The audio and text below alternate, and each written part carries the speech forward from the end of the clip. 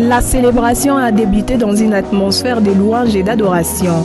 Prenant la parole devant l'Assemblée, le docteur Élisée Mouilou, représentant légal et visionnaire de la communauté Église évangélique Nouvelle Alliance du Christ, présente l'essence profonde de cette journée exceptionnelle.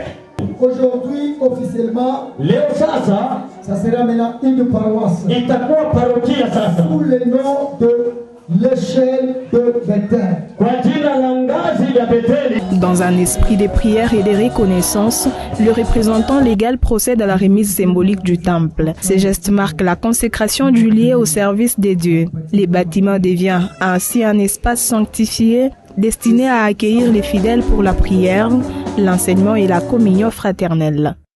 Le modèle des rapports administratifs, nous avons l'enseignement des évangélistes. Ça, ce sont les liturgies. Donc à partir d'aujourd'hui, vous devez commencer à suivre ça.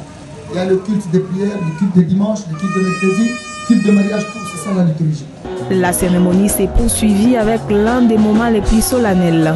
L'onction et l'établissement officiel des responsables de la paroisse sous l'imposition des mains du représentant légal et visionnaire de la communauté, le docteur Élisée Mouilou. Le pasteur tutélaire est consacré pour conduire l'échelle des Bethel. À ses côtés, un ancien et 2 diacres reçoivent également l'onction pour accompagner l'œuvre pastorale. Par ces gestes spirituels forts, la communauté confirme leur appel et leur confie la mission de guider, encadrer et servir les fidèles avec intégrité et dévouement. Je vois cet homme par cette huile d'onction au nom puissant de Jésus-Christ. Lorsque cette huile coule, que ce soit la puissance et l'onction du Saint-Esprit.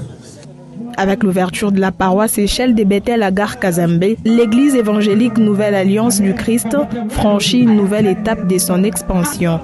Déjà implantée dans plusieurs provinces de la RDC et même au-delà des frontières nationales, la communauté poursuit sa mission d'évangélisation et d'encadrement spirituel. Cette cérémonie de dédicaces et de consécration restera gravée dans un moment d'engagement, de foi et de vision.